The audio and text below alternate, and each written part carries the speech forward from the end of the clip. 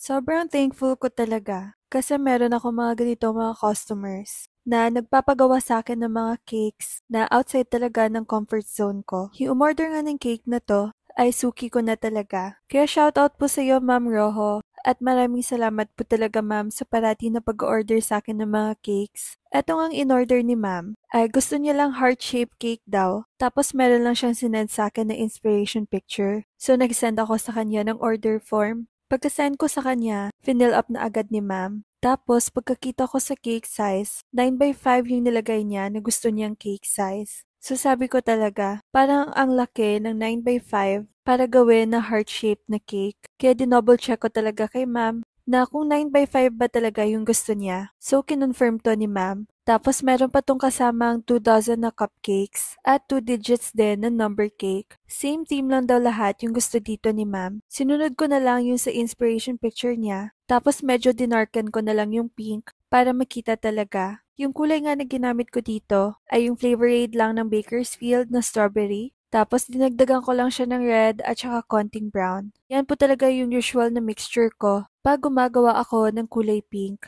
Medyo challenging talaga dito magpakinis ng heart-shaped cake, especially pa kung napakahigante talaga. Yung cake board nga na gamit ko dito ay size 12 at tingnan nyo naman, halos wala talagang distansya yung cake sa cake board.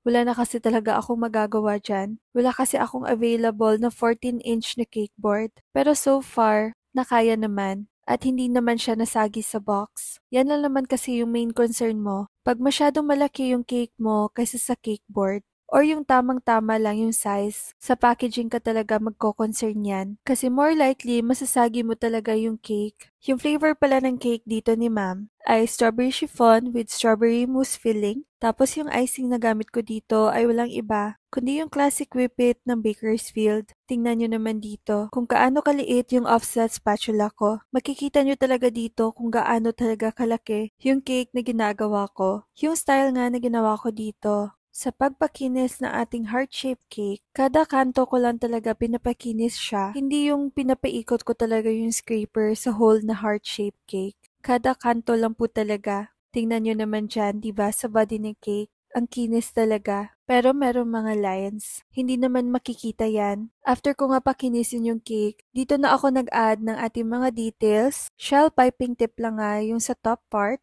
Tapos yung parang leaf na piping tip dito sa body ng cake. Wala po talaga akong palatandaan dyan kung ano yung pattern na gagawin ko sa body ng cake. Freehand lang po talaga yan. Sa dami ba naman kasi ng mga vintage cakes na ginawa natin. Kayang-kaya na natin gawin yan kahit walang mga patterns. At para hindi kalbo sa ilalim na part yung ating vintage cake, nilagyan ko na din siya ng pipings. At pansin nyo, yung kulay ng ating white ay hindi siya parang puting-puti talaga. Nagdagdag po ako dyan ng Bakersfield na flavor aid na mocha para makuha natin yung ganyang shade ng cream. Parang off-white nga yung kulay niya. At kung mas marami nga yung pipings mo dito sa ating vintage cake, mas maganda siya tingnan. Pero eto lang talaga kasi yun sa inspiration picture ni ma'am. Ganito lang talaga kasimple. Nag-add din ako dyan ng mga mini roses na pinipe ko siya na parang rosettes. Tapos nilagyan ko na din ng mga dahon. Habang unti-unti ko nga ginagawa yung cake na to, parang paganda siya ng paganda. Medyo time consuming lang talaga gawin to. Especially na ikakat mo pa talaga siya, tapos i-cover.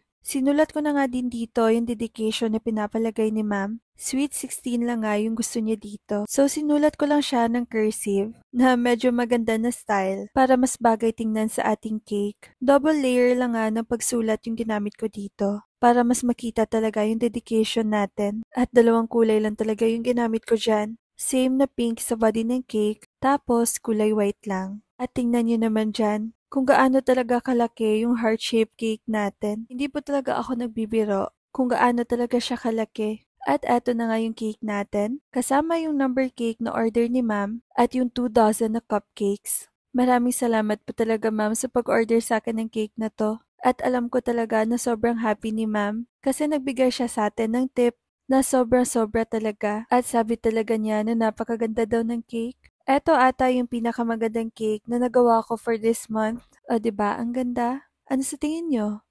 Maganda ba?